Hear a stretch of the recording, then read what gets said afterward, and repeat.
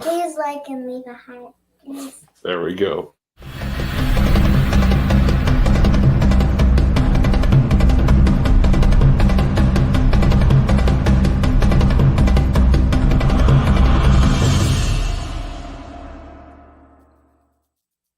Hello, everyone, and welcome to the Vidor Locksmith Show. I'm your host, David Gibson, where we are unlocking the secrets to success in the oil and gas industry. One interview, one technical presentation, and one technical screw-up at a time.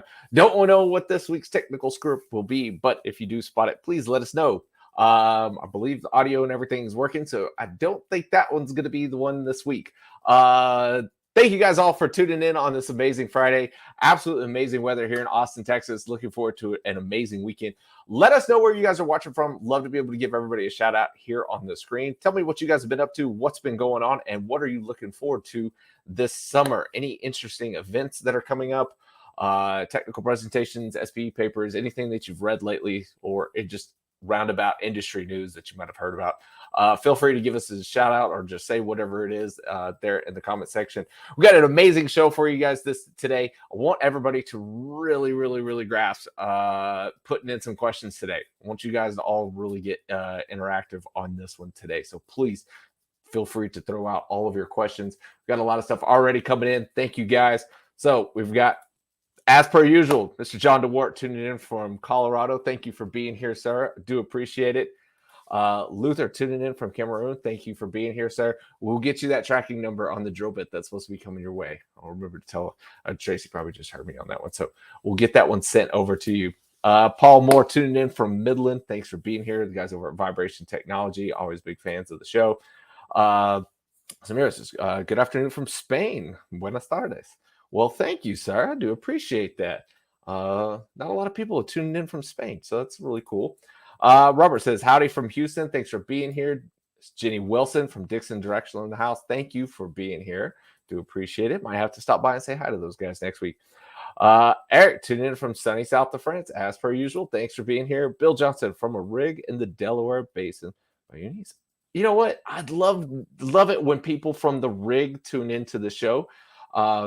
Mainly because this is one of the big reasons why I started the show, is that there's so much that takes place in our industry that happens at conferences or events that doesn't make its way out to the guys in the field. And I really wanted to be able to put together a platform that would allow those that are out in the field to be able to interact with the show and be able to get their questions answered and just be able to hear some of the commentary of things that are taking place in the industry. So, Bill, thank you so much for tuning in. It absolutely warms my heart to know that somebody out at the rig site is watching. So thank you.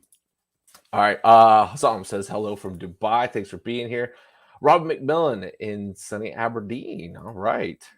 Alfredo's tuning in from the Woodlands. Alphonse, good afternoon from the DRC. Wow. Got the international show going this morning. Kathleen says, good morning from New York City. Kathleen, thank you for being here. Do appreciate it. Akash, good morning from Boston. All right. Scott Huhan from Conroe. There we go. This is my first time to join your conference. Well, thank you for being here Friday at 10 a.m. Every Friday. It's what we do. And, you know, Robert could tell you, tuning in from Tomball, Texas, one of the show usuals. Wesley Crafton says, good morning. Thanks for being here. We got Clinton Moss from Los Angeles. Thanks for being here. And Joel Gonzalez from Vaca Muerte. All right. We definitely got an international audience here today. All right, guys. As per usual, got it here in my hand. If you guys want to win a drill bit, there you go. Type in hashtag Gibson into the comment section now, because we don't have a sponsor for the show. So I am the sponsor. So hashtag Gibson if you guys want to win yourself a drill bit, and we'll get one of these sent off to you ASAP. And I think we still got some swag left over from some of the other sponsors, and maybe we'll just throw some extra stuff in there. That, or if your company wants to be involved with this and you just want to send me some free swag, and then maybe I can start to have like this just, you know, box of swag that we throw in whenever we send these out, feel free to send me something. Reach out. While you guys are doing that, I want to show you guys a quick little intro video for the How It's Done series. We've got the How It's Done series. Season 2 is still going on. I believe the next episode will be with Wellbore Integrity Services. It's going to be an absolutely amazing episode. This is the intro for How It's Done. Remember, keep putting in hashtag Gibson into the comments section now.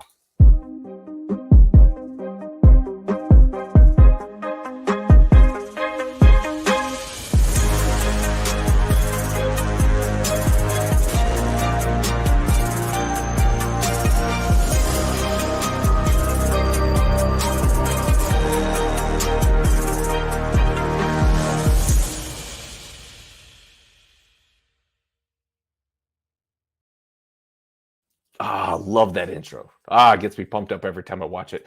If you haven't seen it before, you haven't seen the How It's Done show, it's kind of play on the How It's Made show, you know, where they make light bulbs or paint or pencils or erasers, whatever it is. We do the same thing, but we follow the process of making oil and gas, oil-filled products, or some kind of the services and stuff.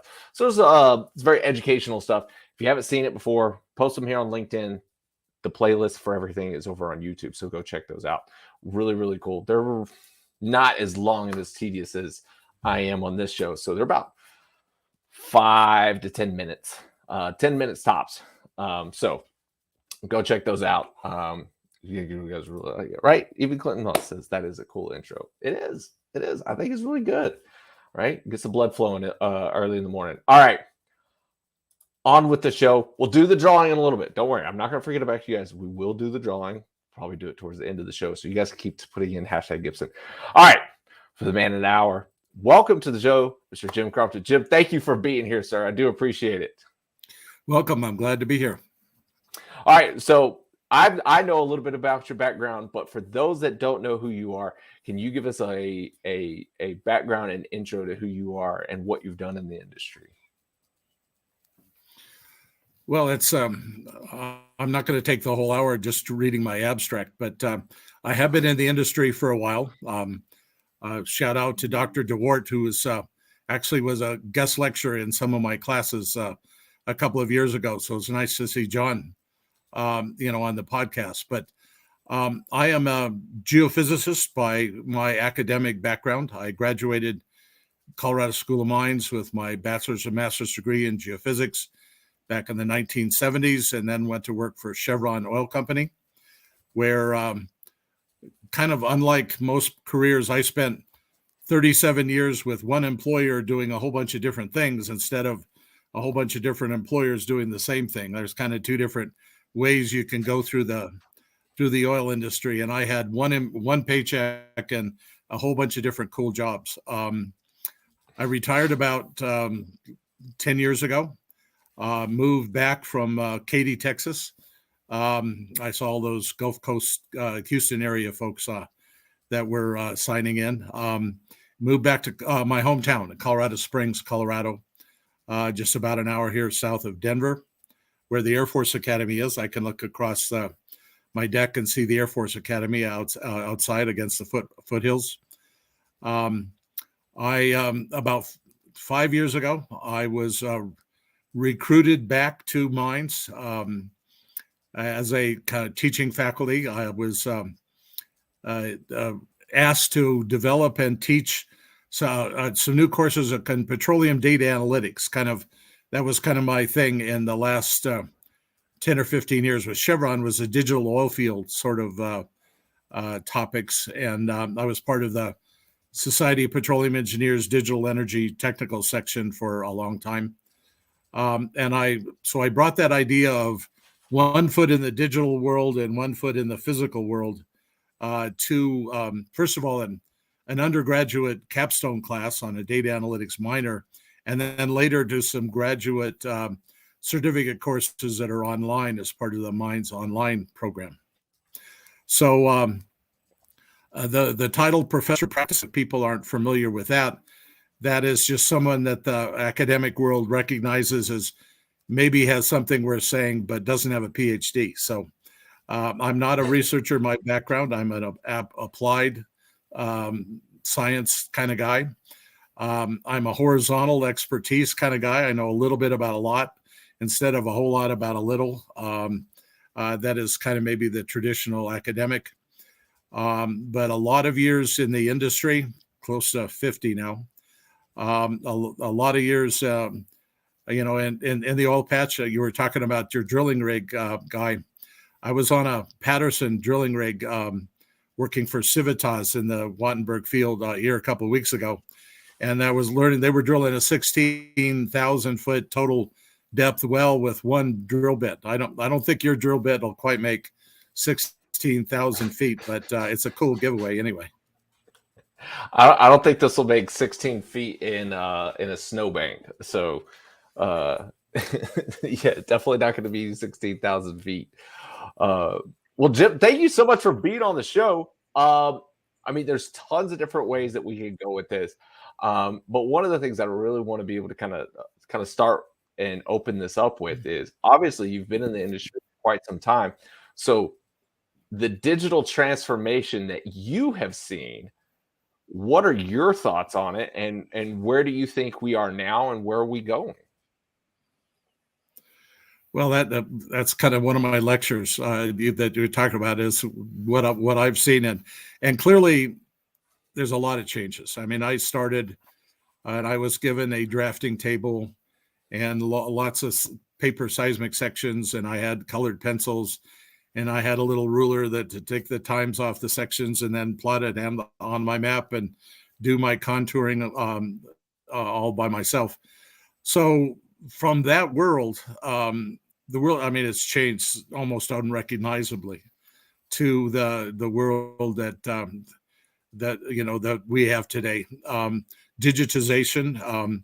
I actually remember reading some of the old reports about the change in seismic data from analog to digital. I mean, I'm that old. And there was a very interesting study by a corporate researcher at the time talking about that there was no real benefit in using color for seismic plotting, and that we later found out he had red-green color blindness. So he was looking at all of this stuff and he couldn't see a difference. So he didn't think there was a difference for anybody else. Fortunately, GSI and Halliburton kind of convinced us all that it was worth it. But orders of magnitude more data. And when I started in kind of the interpretation, seismic recording interpretation field, seismic data processing, it was really an art form. I mean, most of the data I needed to do my maps didn't exist. So I had a great initial supervisor who taught me how to contour when I didn't have a whole lot of data. I just had a little bit of data, but he helped me to draw a map where an anticline looked like an anticline and a syncline looked like a syncline, and my prospective maps looked like they were obviously attractive enough to drill, even though I drilled a lot of dry holes, so they weren't all that accurate back then. The whole idea of risk, the whole idea of digitization, how much data, how much we use computers, how much the computer has become essential in the tools that we use.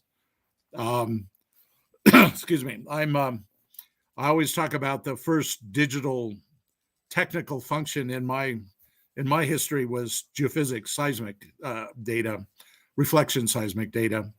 But then drilling, caught on, and all of a sudden the drillers and the subsurface seismic people could talk to each other through a computerized map, and kind of trace and drill around the side of a salt dome in the Gulf Coast, or hit I guess some of the techniques now of the intersecting a well blowout or something, where the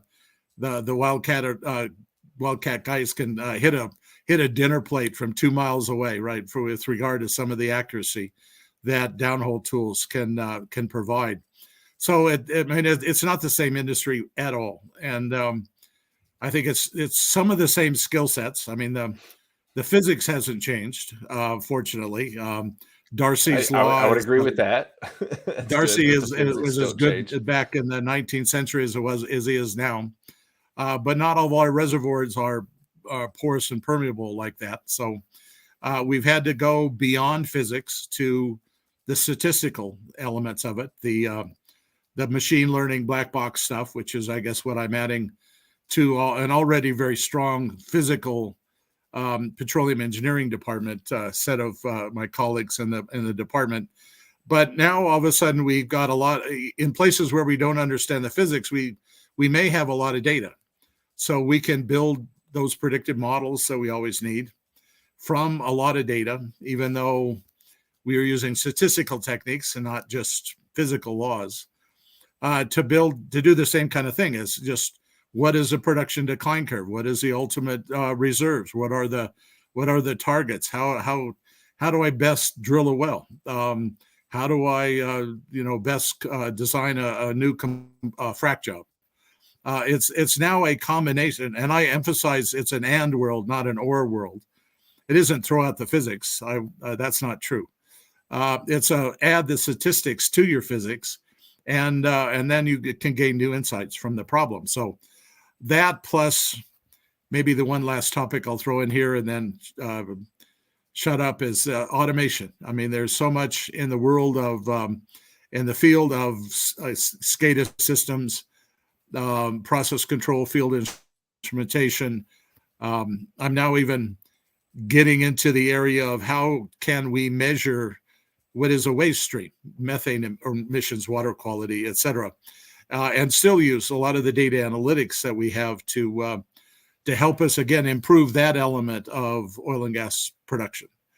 So, it's night and day. I mean, I've probably gone through 3 or 4 generations of digital transformation in my time in the industry. And every one of them, a lot is the same, a lot is different. New tools are coming every week. Some of the tools that I chose to use in my teaching courses 5 years ago are now not that popular, and other tools have come up. So, you can't learn one tool for your whole career. You're lucky if you learn one tool, get good at it, and 2-3 years later, someone gives you another one. So, having seen so many changes and been through these iterations, what advice would you have for anyone that's still either early in their career, in the throes of their career, to be able to better adapt to either new technology or new software? What's the best thing that they can do to be able to put a system in place that allows them to be able to adopt these things and take advantage of them as they come along, and not take on too much risk or go down the wrong path? Well, I mean, that's an important one, because I'm obviously gotten involved the last 5 or 6 years with the next generation workforce. So that's the question they would like to know. Clearly, digital literacy, in addition to your comprehension of the physical laws. I mean, so the world is a lot more digital, and you have to learn how to live in that digital twin, data-rich kind of world. The second, I think, is that the change actually comes harder than most people think. I've done a lot of research in this area of adoption of technology, and the oil industry is criticized a lot for being a slow adopter of new technology. I don't think that's always very fair, but certainly the Silicon Valley guys think the oil industry goes too slow. But I think we go too slow. We go cautiously forward for good reason, and that's because of safety. I mean, the Silicon Valley phrase, "if it isn't broke, break it," kind of thing. You don't do that in an oil well, and because it's going to blow up and it's going to hurt somebody. So safety is always not a metric. It's an ethic. It's something you have to always consider. So therefore, some natural conservatism because of the nature of the business out in the field, out in the refineries or whatever is warranted if you go through all that stuff. But I guess the next point is lifelong learner. I mean, things right now are changing faster in 2 years than it did in 2 decades, back when I started. So what you learn today isn't going to always be the case. I might have been able to use the same kind of tools. Well, production engineers use Excel for 30, 40 years, right? And they never had to change anything right now. But over the last couple of decades, we broke Excel. We now have too much data. We now have too many different kinds of data. And so therefore we need better tools. And we have them. So they're around. So lifelong learner of the technology. But again, the last point is the data matters. Since we are now building all of these models with more and more data, and when you look into the data, you find out that it isn't great quality. I mean, there's a lot of sensor mistakes. There's a lot of things you wish you had measured, but you didn't. There's a lot of, the data is never perfect, but, sometimes it's useful. There's a famous quote from an English statistician, mathematician that said that, all models are wrong, but some are useful.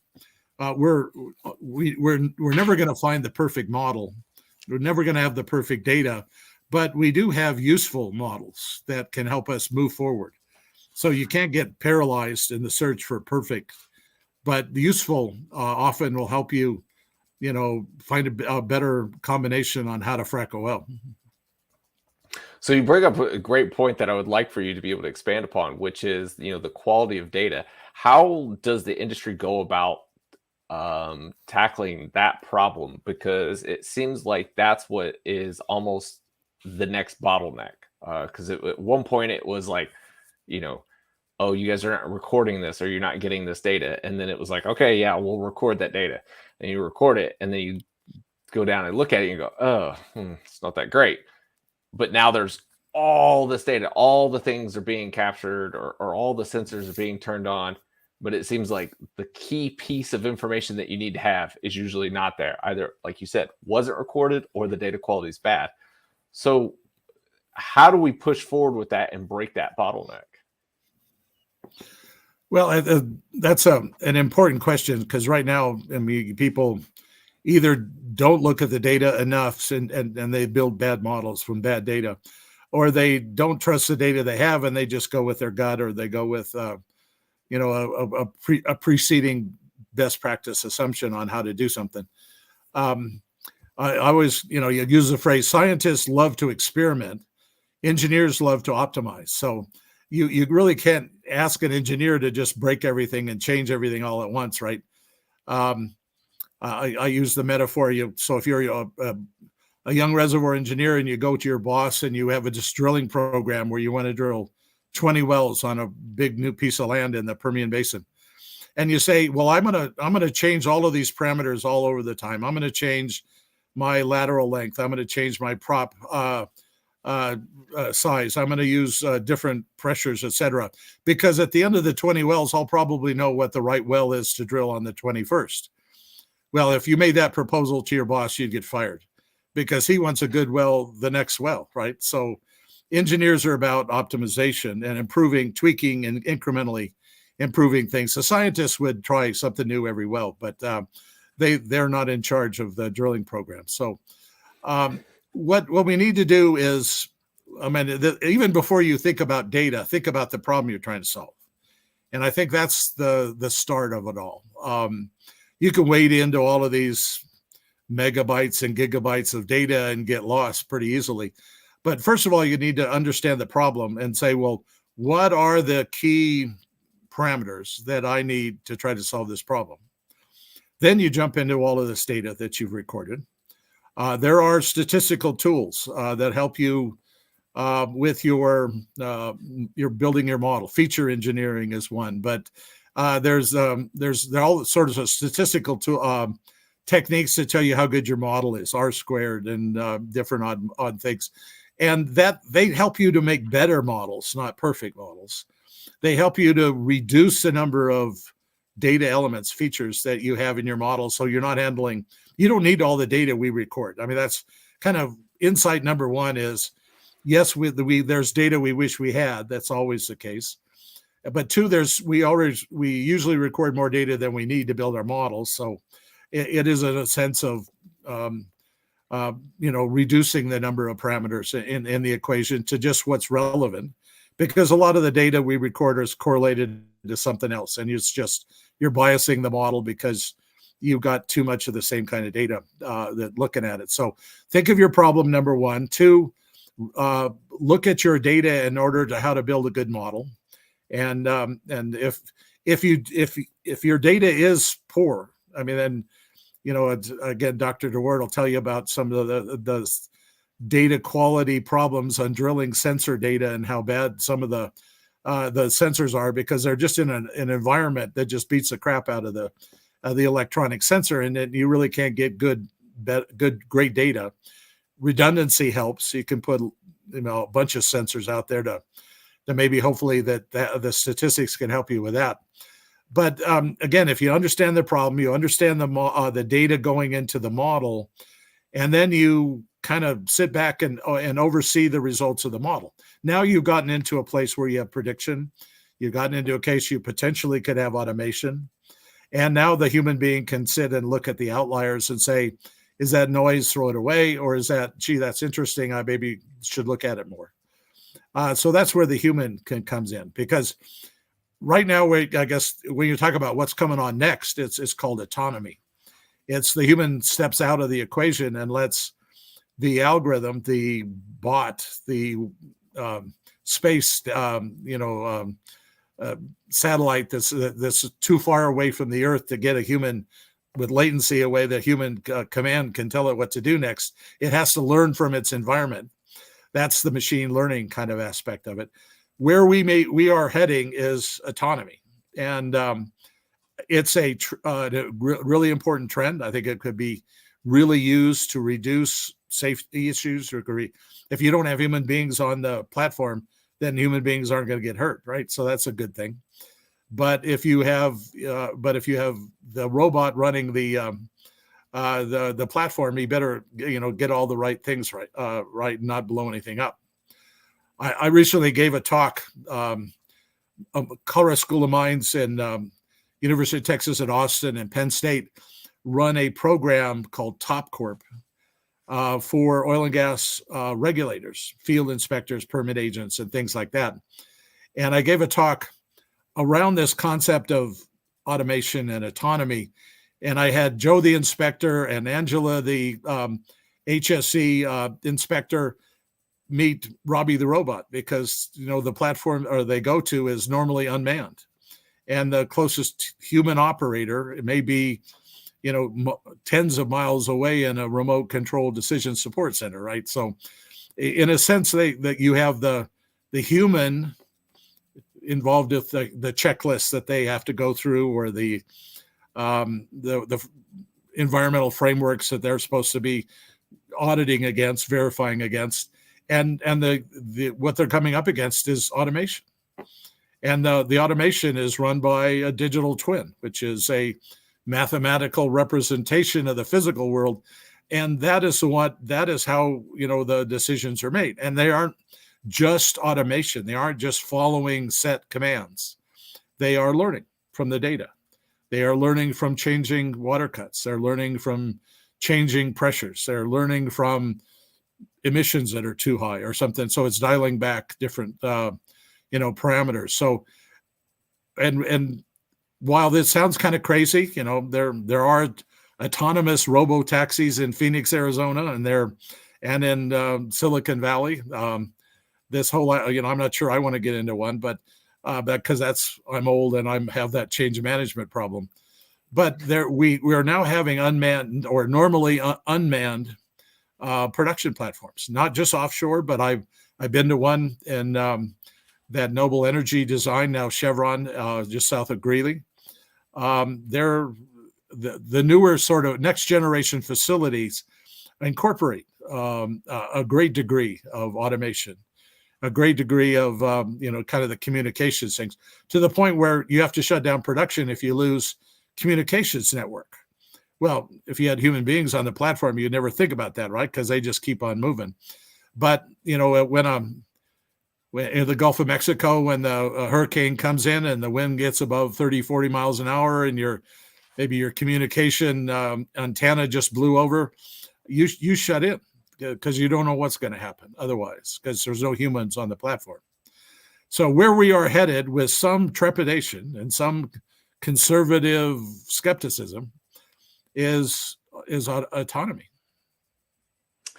Are there any other parts of the industry where you see the autonomy being able to come in sooner rather than later? Well, I mean, if you talk to a refinery guy, I mean, they're a lights out part of their plant already. I mean, maybe it's the hydrogen unit or some other energy production part of the refinery. So, I mean, the degree of automation. I mean, again, it really comes from manufacturing world, but we are now talking about the a drilling operation that has maybe 2 or 3 people on it. That's all. You have robots that are helping to connect pipe. You have robots that are handling the pipe on top of the rig. You've got you may have the directional driller who's sitting in Houston in the wells in the Permian Basin. So, I mean, again, if most people think, well, the dirty, slow, dangerous old oil business is not very into all of this stuff. There are places where we are, and we've been doing it for a while. It's maybe you have to look into some of the corners that we've trying it. We're introducing things incrementally, not big bang, because we want to be safe and we want to be certain that they're working. But I mean, Dr. Again, DeWart with his drilling systems automation roadmap, they're showing how far and fast we've come with that with bottlenecks and a lot of data sensor issues there. But on the production operations side, it's we've been doing it offshore for years. Now we're doing it onshore. The remote operation control centers. I mean, you actually drive by these things and there's very few people. We're even taking, it's big advances here. If you want to get rid of one of the biggest annoying factors onshore, it's all the truck traffic that goes to the tanks and unloads the crude or unloads the produced water and takes it to the injection facilities. Well, what if I put pipelines there? I don't need tanks. If I have a whole bunch of automation systems, I really don't need a human being babysitting it anymore, right? I can do that from 20 miles away, 40 miles away, if my connections are good enough, right? So all of a sudden, connectivity is an issue in the oil field. And when we don't have it, we really can't run this new way. Computational ability is not a problem. Data storage isn't really a big problem. It turns out, again, we only use 5 to 10% of the data we acquire anyway. So, and that's usually enough. If you got the right parameters and the right model, that's usually enough. So I don't have to use all the data that I acquire. I just going into it, I don't always know what data I need until I build the model, right? So, and since data is frequently cheap, we pour a lot of money into cheap sensors and then figure out if we need it or not. That seems like a waste, but it really isn't a big one because there might be some parameter that we find that really makes a difference. It's if you would have thought you could drill 18,000 feet with one bit, 10 years ago, somebody said you're nuts, but now it's common. You can say you could run have a walking rig and drill 14 wells, just one after another. You'd think you were nuts. Well, this Patterson rig that I was on a couple of weeks ago is doing that. So there's a lot of things that are advancing and faster this last decade than the one back in the 70s when I started out. Well, I want to comment on one of the things you said there about having, the truck traffic and it with the water haulers and pipelines and things of that nature. I recently saw an article that they were putting a frac sand conveyor belt in West Texas to be able to cut down on the amount of traffic there. And it's just, that's all it is. I can't remember the exact number, but it was like, I want to say it was like a 40-mile long, like, conveyor belt, electric conveyor belt. And no, that's just one of those things is like, yeah. One for one of those things to move around ahead, the dirty, frac sand that's mined locally. There are reusable produced water networks doing this kind of stuff. There are the walking rigs. There are these, the well that only takes 2 or 3 days to drill 2 or 3 miles, right? And with maybe no trip. It is dramatically different. Right now, drilling is not the biggest cost in unconventional wells. It's the completions. So that's why we're putting a lot of attention on automation on the completion practices, and we're also using these silent e-frac, spreads that are coming in. So there's no diesel engines anymore. There's natural gas driving these big jet engine type things, which produce the pressures for the frac job. And 500 feet away, including the sound walls, you don't even know there's a frac job going on. And 4 or 5 years ago, you could hear them miles away, right? So the world is changing, and the world's changing pretty quickly. But that doesn't mean you still can't go out in the field and the world is in the 1970s. So the industry really does live in several worlds right now. And there are, the stripper production, the legacy production, all the rest of it, it hasn't changed much since when I started. But the new facilities are generations different than it was. And both exist and both are real. And operators have both sets of assets. It's very true. We do have a very diverse group of operators in the U.S. It's not just like it is, it's not a national oil company, and it's not quite like, Norway, where it's pretty much all the highest level technology for every piece of equipment. So I'm going to jump into the questions here in a minute, but I also want to go back to one of the other things you were saying about the reduction of people at the rig site, and get your thoughts on a statement from Andy Hendricks, who's the CEO of Patterson. He says, due to the amount of increased efficiency in being able to drill wells, with single run bits and not having to stop, that they're actually needing more people on the rig than they were before, due to the fact that, like I said, increased efficiency, increased speed. And so they needed more people out at the rig site for these rigs to be able to do everything that's going on because it's happening so fast. Any thoughts to that? Well, that's a good insight. But you don't have more people doing the same things. You have more people doing different things. And they may be getting ready for the next real well pad, or preparing it, or keeping the efficiency going. You're not drilling one well at a time. You're drilling 14 wells in a pattern with regard to that. So, again, it's this whole idea, will automation replace human beings? The answer is, if you're doing a set, dangerous, mechanical, manual job, the answer is probably yes. But at the same time, the automation creates more jobs that are more data centric, that are that make up for that. So it changes jobs more than it eliminates jobs. But someone who doesn't want to upskill, keep up to date with all of the material, they can get left behind. But if you are staying current with the technology and the things, that there's probably greater need for people. I would agree with that sort of comment, but they are doing different things.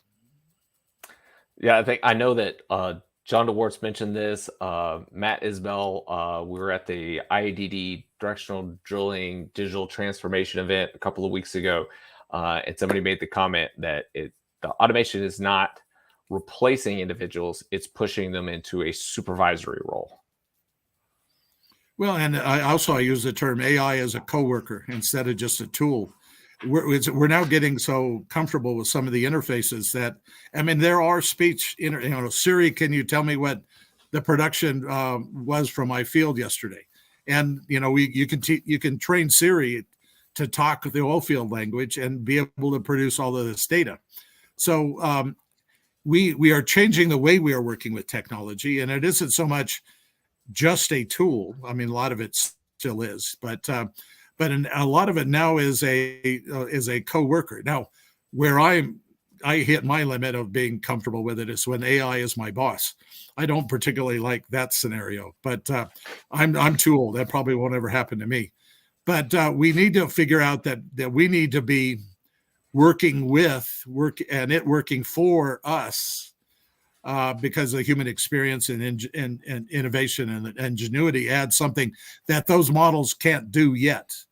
But processing data, doing set routines, I mean, the machine is better than humans. So can we get this right balance? Can we get the partnership? And it's, again, we were getting to autonomy, we're getting to digital twins. We are working with the technology in a different way. All right, I'll stop asking questions. I know we're getting a lot of comments here, and I'm going to start to address all of them. So John Dolan said the data was on the recorder cabin, is now in the cloud. How to use it all is in the challenge. And then without a doubt, and just to throw in something there, I had I won't say the name of the company, but a drilling contractor came and gave a lecture to my class, and he was talking about how one of his highly digital next generation rigs was getting hacked. That the good news is we're connected to the cloud, as your comment made. The bad news is we are connected, and some of the bad guys can find ways in, and through denial of service, through different OT malware sort of things. That highly digital system can be compromised, and all of a sudden it does stuff we don't want it to.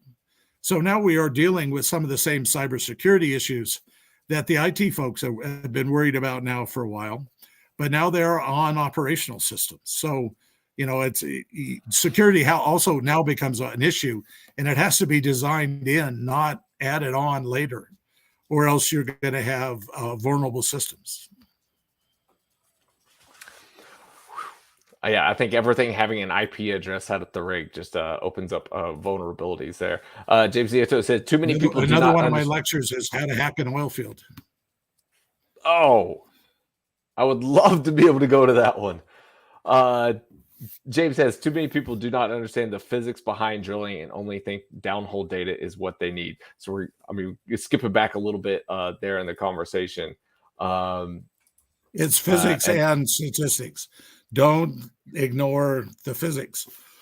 There's too many of these statistical models which turn out to be a nice looking R-squared correlation coefficient that aren't physically possible. So if you don't understand that underlying physics, you won't know that what the model you just said can't be done. All right. There was a comment here from Robert. Jim is right. Geophysicists had to have a lot of computational capability decades ago to make sense of seismic, dip meter, and other log data. Directional drills also needed strong math skills to compute and compare trajectories. Computers have truly matured our industry. Thoughts? I agree. I mean, right now, for a geophysicist, there are only two kinds of servers, full and new, right? Because as soon as you bring in new computational capability, they'll find a way to fill them up. We got this one here from Mark. Says we only quote use says we only use 5 to 10% of the data we acquire, but you know which 5% that we will need before we acquire it. And that's the key issue. The answer is no, we don't.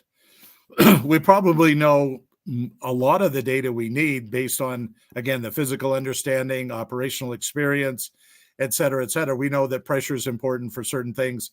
Temperature is important for certain things. Flow rates important for certain things. So we know some of the data that will be important. So we're not clueless. But some of the other things, if I want to improve my insight into a problem, I may not be quite sure what other kind of one or two other parameters that's going to lead me to that insight about how to do a parent-child frac or a zipper frac or whatever that is. So we know some to most of the data we need, and we can record it. But there's other pieces of the information that thankfully we have the statistical tools and computers so we can go through 1,000 models in an hour to figure out what we're trying to do.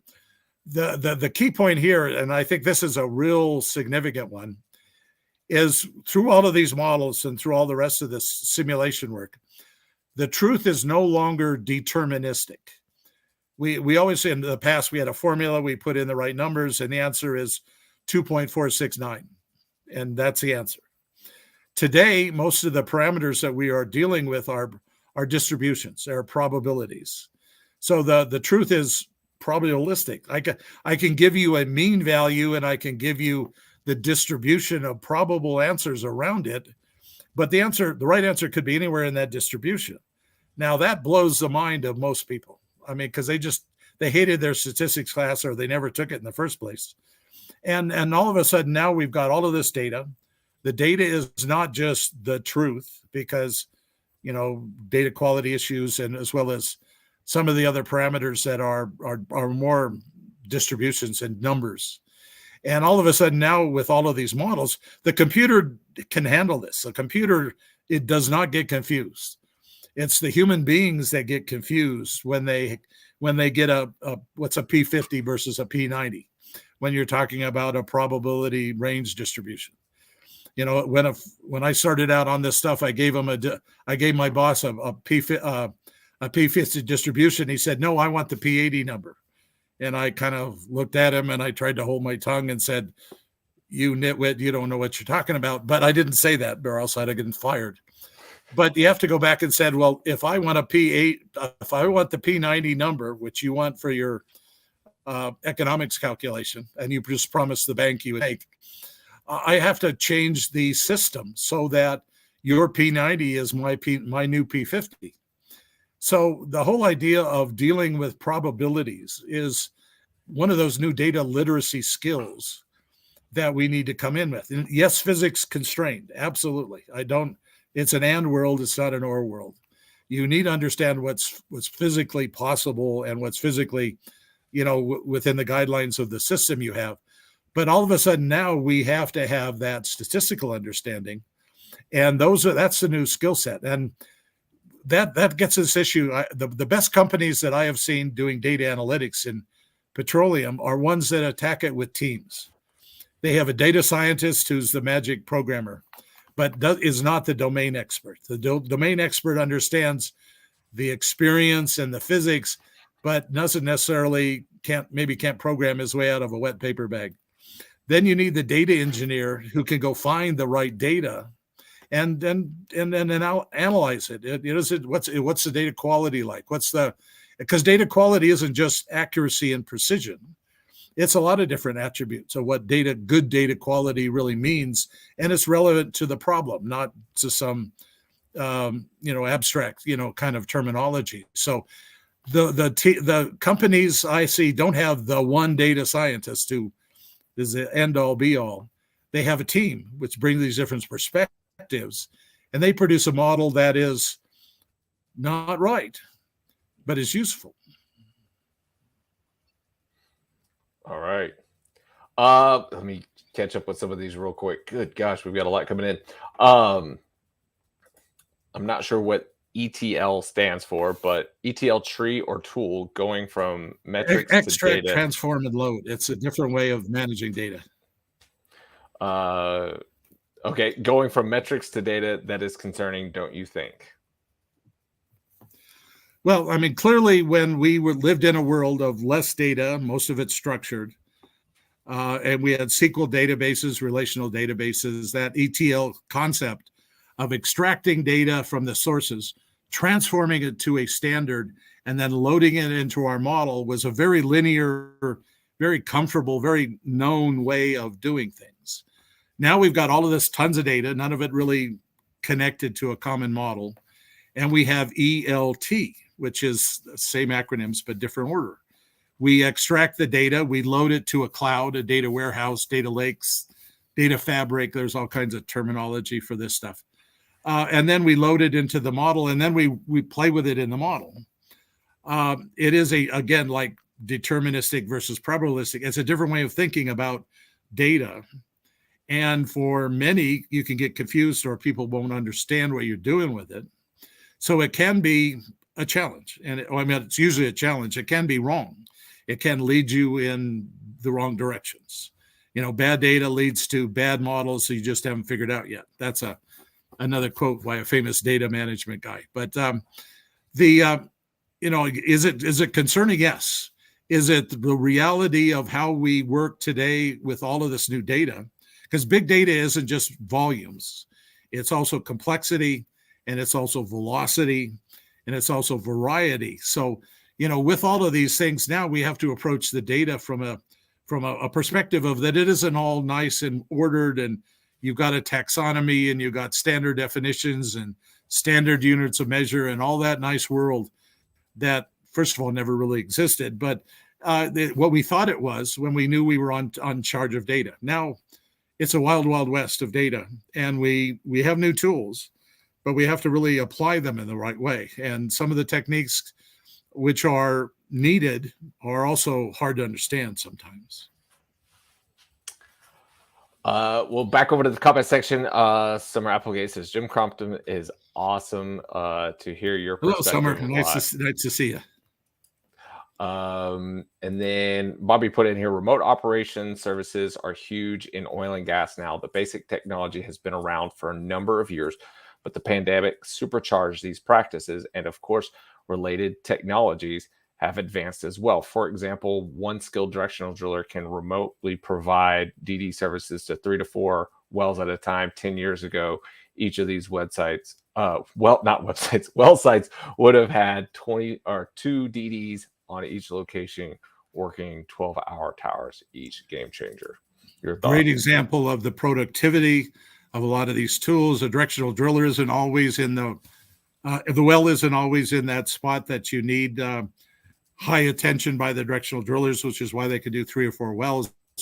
Another example is, again, this operations in the DJ Basin in northern Colorado. You had a SCADA operator who wasn't looking after 20 wells intensely. He was looking after 500 wells that were all coming to his station, and they all had intelligent alarming, so that he only had to pay attention to the wells that had a yellow light or a red light on them, so that he needed to do something. And there were 4 of these stations, so there, the 4 people in the room was looking after 2,000 wells within this basin. And there was 2,000 wells you didn't have an operator on site with, because it all had the SCADA kind of information. So another example of the productivity that comment represents, that with data, we can take scarce expertise. And a good directional driller doesn't grow on trees. I mean, there's a skilled capability, and we can apply them over more and more activity. And that's productivity. All right. Somebody said good morning from Cyprus, but keep it going in order here. Michael Edwards says, why hasn't seismic while drilling taken off? What's in the way? And then Robert said directly after that, I think seismic while drilling is compromised by depth uncertainty linked to thermal effects on clock synchronization. But Jim, I want to give you your chance to be able to respond to it. Well, to give us some credit, measurement while drilling has taken off. Logging while drilling is in some places replaced a lot of the petrophysical log runs after the well is drilled. So we've accomplished a lot. Now, seismic while drilling does, and microseismic identification of frac propagation, things like that, they're still probably quite a bit more experimental. And again, back to my early days of geophysics here is what, seismic, it records the world in time. I mean, I know it took 2.4 seconds to get from the surface to my recorder, or wherever my recorder is, to the reflection. But that's not what I want. I want depth. And there was a comment there about how do I transform time to depth? Well, there's knowing the velocity field is the technical answer, but it's also having the whole idea of migration, of where does time come from the different recording parameters, et cetera. It is just a little bit more of a sophisticated, technique. It is one that is multidisciplinary. I mean, you're going from drilling, you're going from petrophysics, you're going to geophysics, the seismic reflection technology. And I think it's just a little bit more uncertain, and we haven't really got to the point where we trust the data as much as we are, the MWD and the LWD that has enabled the amazing directional drilling that we do today, where we can stay in that 50-foot Wolfcamp B bench for 2 miles and not really, get out of the sweet spot. I mean, that's incredible. The look beyond the bit, the seismic while drilling kind of thing is still, there's still enough uncertainties in the processing where it isn't as trustworthy, maybe yet as it probably will be. I mean, we're still learning. I love how you said that MWD has enabled directional drilling. So for all my MWD guys out there, love that. Next comment came in from Mark. Says people have problems accepting the implications of probability. They ask for a P90, but are shocked when that other 10% occurred, even though it should be rather common.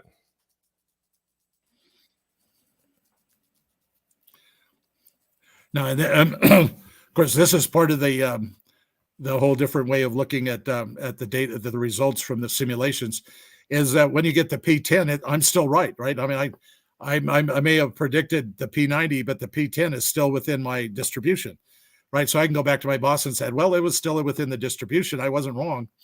He's still going to fire me. But it's still, the idea that it isn't as certain as deterministic. It isn't, there's the old joke that the new startup oil company wanted to hire one technical person.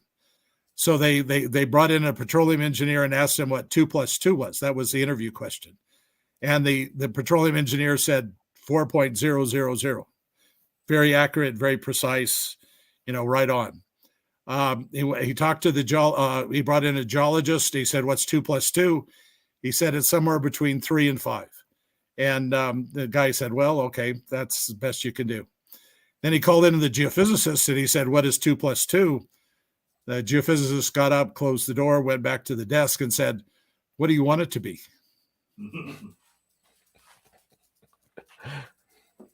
That's why I'm a geophysicist. Thank you, Jim.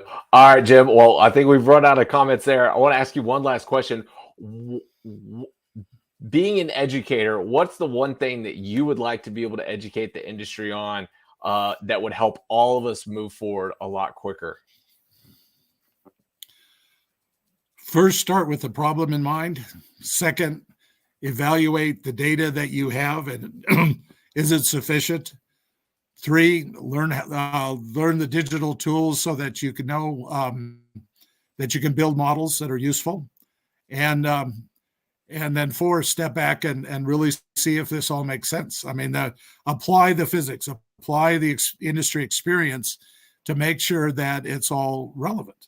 But all of that is a maturation of a company's capability, both management, technical staff, operational staff, that see a digital version of the physical reality as just another view. I think the whole idea of, which is one of the things why I taught my courses, is petroleum engineers have to get out of the spreadsheet habit. The students in my class are programmers. They're not C++, JavaScript programmers like the computer scientists, but they are Python and maybe even R, programmers where they understand how to set up a problem on the digital side of things. So digital is inescapable at the point we're in right now. It's not magic. It's learnable, but you have to apply some different skills. Unfortunately, it's another couple of classes you got to add to an already busy curriculum that you're taking as a undergraduate or graduate, or you have to go back. I know that the students coming out of school today are digitally literate and they know how to do this stuff. What I worry about are the engineers that are 10, 15 years experience that they didn't have this when they went through programs, right? Amazon was a river, R was a letter, Python was a snake, right? But now we have these new tools that people with fair amount of industry experience now, they never were exposed. So they need to reskill. And that's why we offer some online programs and continuous education programs. And I try to do a lot of these different things. And with regard to just giving them enough information and they have to go probably do some of their own work online to catch up with these things. Because digital is just something that we just cannot not do. It has to be another part of our toolkit because the productivity challenges, the accuracy challenges, some of the other uncertainty challenges that we have, we just can't do it with a spreadsheet anymore. Well, Jim, thank you so much for your time today. I really, really do appreciate it. A lot of profound statements in there. Thanks everybody for watching. I do want to highlight one comment real quick. Robert said, "How It's Done is a great show with memorable video introduction. Thank you for producing this, David." Well, big thanks to the industry for allowing me the opportunity to be able to do that. And for anybody who actually goes out there and watches the show, big thanks. And then John DeWart says, "Good show. Thanks for sharing your knowledge and insights, Jim." So before we get away, let's do this real quick. Let's give away a drill bit. StreamYard giveaway tool, share. And we've already got 35 entries. So I'll go ahead and hit the drawing now. Oh, already forgot to put it up on the screen. There we go. And the winner for this week, and whoever the winner is, please shoot me a message on LinkedIn. Alfredo Sanchez. There we go. Alfredo, thank you for watching the show, sir. Thank you for participating. Shoot me a message on LinkedIn, and I'll get one of these drill bits sent over to you. Once again, Jim, thank you so much for being here and educating us. I would love to be able to learn more about the how to hack the oil field. I have no intentions of doing it, but just knowing some of the vulnerabilities is probably pretty important, not only for myself, but a lot of other people in the industry. So I might be reaching out to you on that one. For everybody watching, thank you guys so much. And as always, hold on, let me get this up. As always, know your industry.